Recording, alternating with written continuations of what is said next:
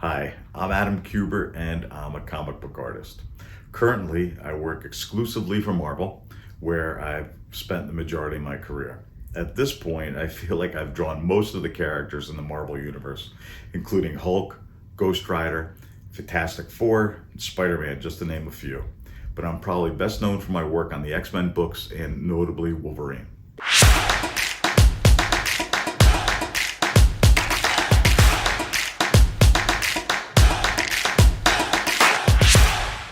I got my start in comics as a letterer when I was 12 years old. Not because I loved comics, not because I was God's gift to lettering, but because I needed to earn money.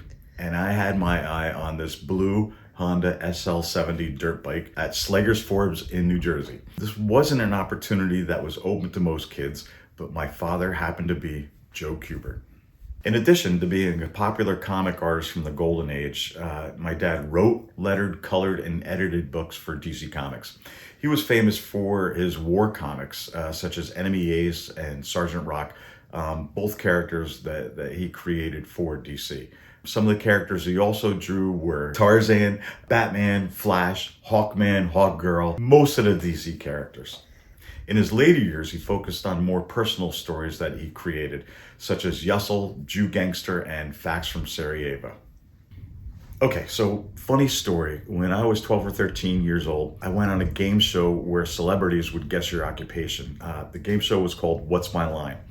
My line was I was the youngest professional letterer. Anyway, I was easily guessed because they had me letter my name on a placard when I first entered the stage, but the best prize was $50. I mean, what kid can't use that? So anyway, I no longer do much lettering, but now I create art for comics. Rarely is a comic book created by one person. It's actually a team of people.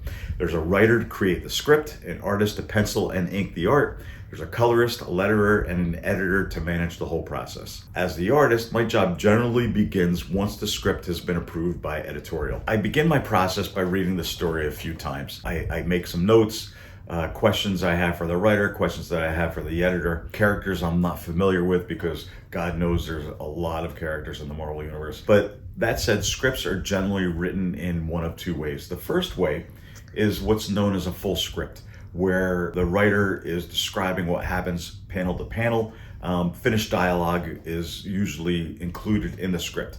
The second is the Marvel method, where I'm provided with a brief plot and a little dialogue, which gives more freedom to the artist and to drawing the story. I actually prefer scripts that are written this way because it's actually more enjoyable. Once I've gone through the script, I start thumbnailing the entire story. This is actually the most challenging part of the whole narrative art process. This is actually where all the thought comes in.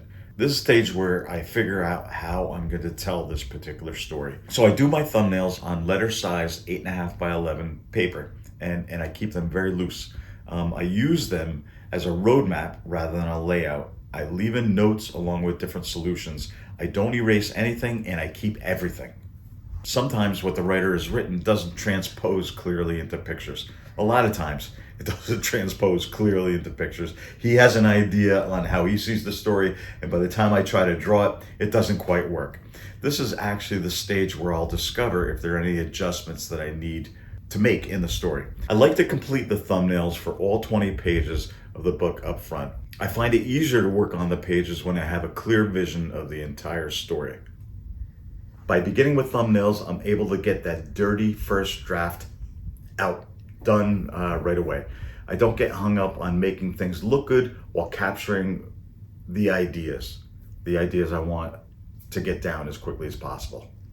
So once I have the book thumbnailed, I'm now ready to create full-size roughs. I'll scan in my thumbnails, rearrange it a little bit in Photoshop, print it out larger, which in turn I'll light box it off and I'll start drawing my rough pencils. So when it comes to my rough pencils, you have to remember that you don't want to include any of the fine details. The rough pencils is where I figure out figure proportion, gestures, and perspective of the figures, perspective of the backgrounds, how the figures fit into the backgrounds. I have all the characters in place and the backgrounds are now sketched out. So next I'll do the tight pencils where I'll add the details over my rough pencils.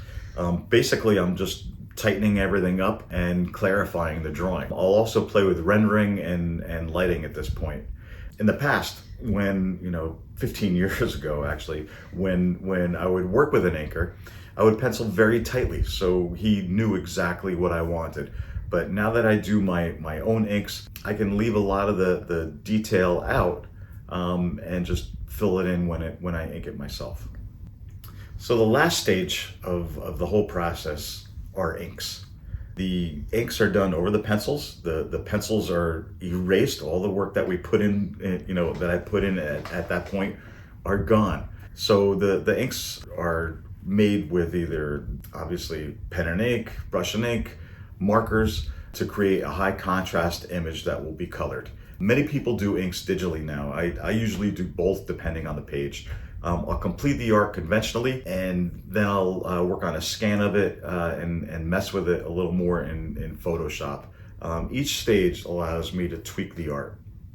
So thumbnails, roughs, pencils, and inks.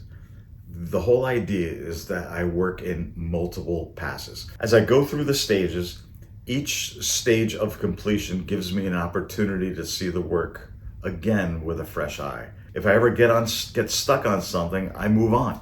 I avoid laboring over any of the drawing. I find that coming back to it will make the mistakes easier to see and fix rather than sitting there and trying to make it look right. Something my dad really impressed upon me is early on that the more drawing you do, the more work you create, the better you'll get. More work, not more time, will make you a better artist. Make note of your shortcomings and look to improve on the next job.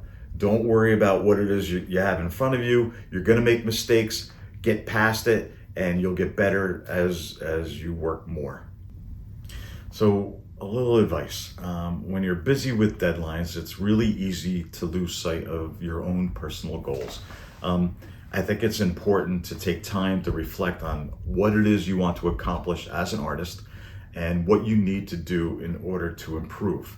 Make time to work on new skills for yourself, because if you're not improving, your work will get stale. Being an artist is a lifelong learning experience. You will never arrive.